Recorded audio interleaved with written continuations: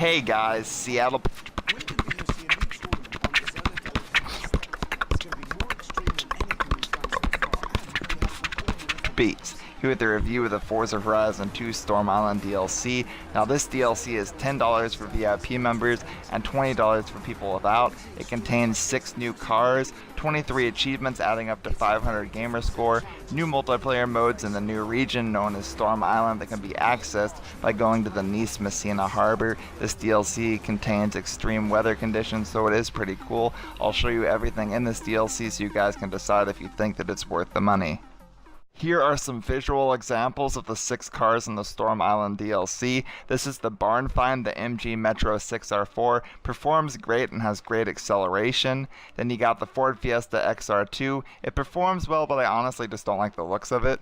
The Ford Ranger looks great, but unfortunately doesn't perform well. So my favorite car in the pack is the Robbie Gordon. It performs well, looks nice, and has great acceleration. The Mitsubishi Galant VR4, and finally, the Mini Monster Energy Ultra Racing X-Raid. This is definitely a step up from last month's pack, I'll tell you that. Here's an extreme off-roader in action, featuring some of the gameplay from Storm Island, showing the harsh hurricane force winds, the hard rains, the fog with the low visibility, and even the drivatars tend to be more challenging in this DLC, making this whole DLC a huge challenge, and I love that. Then you got showcase events like this one featuring the Rally Fighter. Now the Rally Fighter came stock with the game, but it is a really cool extreme off-roader. Then you got showcase events featuring the DLC cars, like this Robbie Gordon hang time event where you jump off hills and ramps, and even some of these ramps are implemented into the races, mixing up the gameplay and making this DLC a must-buy.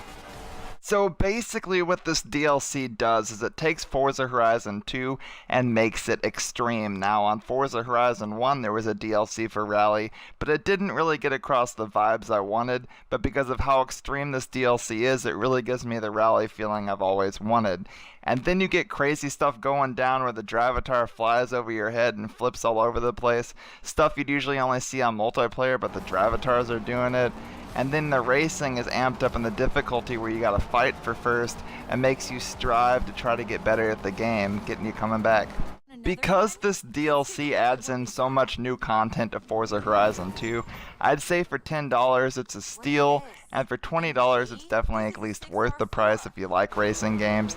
This right here is a little bit of gameplay from one of the new speed zones, and I'm really happy with this gameplay right here because I got 15th in the world in an S1 car, not even max class at X, in an S1 car. So here's a little bit of leaderboard proof proving to you that I got 15th in the world, and I was so proud of that. But with everything you can do on this map, all the new Rivals events, all the new races, it's definitely worth it. But you know I can't end out this clip without a little bit of drifting mini-tage, so check this out. I'm going, guys, but enjoy the drift.